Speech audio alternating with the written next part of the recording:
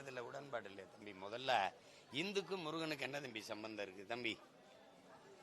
யாராவது சொல்லுங்க தம்பி. முருகன் இந்துவா தம்பி? நான் கேட்கறதுக்கு பதில் சொல்லுங்க. யாராவது முருகன் இந்துவா? தங்கச்சி முருகன் இந்துவா? சிவன் இந்துவா தம்பி? தம்பி தம்பி ஒன்றுன்றது நீ தான் கேள்வி கேட்ட. சிவன் முருகன் இந்துவா? எப்ப இந்து சொல்லு? நீ ஒரு முடிவுப்பா. தமிழ்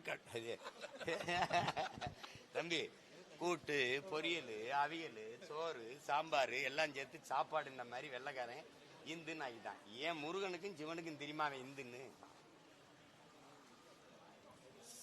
சைவ கடவுள் அவன். அதுல நாங்க வீர சைவர்கள்.